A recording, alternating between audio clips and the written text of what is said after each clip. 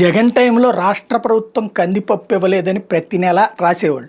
ఇప్పుడు ఇవ్వట్లేదు. ఇవ్వకపోతే ఇది మాత్రం ఇప్పుడు సిటీ ఎడిషన్స్కి పరిమితమైంది. ఈనాడు రాసుకొస్తుంది కందిపప్పు అడగద్దు అంటూ.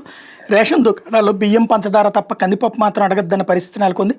గత వైకాపా ప్రభుత్వం ఏళ్ల తరబడి సరఫరా నిలిపేసింది. కూటమి ప్రభుత్వం వచ్చాక 2 నెలల పాటు కొద్ది పరిమాణంలోనే సరఫరా చేసింది. ప్రస్తుతం అది లేదు.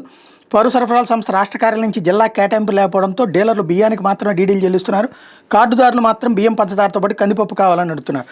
ప్రభుత్వం గతంలో చౌకదారుల దుకాణాల ద్వారా కిలో కందిపప్పు కేవలం 67కి అందించింది. ప్రస్తుతం మార్కెట్లో 120 నుంచి 140 వరకు ఉంది. కొన్ని స్టోర్స్లో 150కి పైగా విక్రయిస్తున్నారు. ప్రభుత్వం ఇస్తున్న ధరకు రెండింతలు పెడితే కానీ బహిరంగ మార్కెట్లో కొనలేని పరిస్థితి. నిత్యావసరాల ధరలు పెరుగుతున్న నేపథ్యంలో ప్రభుత్వం రేషన్ డిపోల ద్వారా సరఫరా చేయాలని కార్డుదారులు కోరుతున్నారు. అప్పుడు ఇప్పుడు కూడా ప్రభుత్వాలు నిర్లక్ష్యమే వహిస్తున్నాయి. కానీ అప్పుడు రాసిన పత్రికలు ఇప్పుడు రాయట్లేదు. అసలు నిజం ఏంటంటే ఇప్పటికి కూడా రైతుకి అంత డబ్బులు రావట్లేదు. రైతు నుంచి ప్రభుత్వం నేరుగా కనుక కందిపప్పు తీసుకుంటే ఈ రేటుకు వచ్చేస్తుంది. 50 రూపాయలకే కొనుక్కోవచ్చు రైతు దగ్గర నుంచి. 60 రూపాయలకి ఇస్తే చక్కగా గిట్టుబాటు అవుతుంది. కానీ రైతుల దగ్గర తీసుకోరు. ఎవడో ఒక బ్రోకర్, మళ్ళీ వాడు రాజకీయ నాయకుడు. ఇదే నడిచేటటువంటి దుర్మార్గం. అది నిజాయితీగా రాస్తే ప్రభుత్వాలు కూడా ఆలోచించి ఏమైనా చేస్తాయి. కానీ ఆలోచించడం కంటే అనాలోచిత జర్నలిజమే ఆంధ్రాకి పట్టిన శాపం.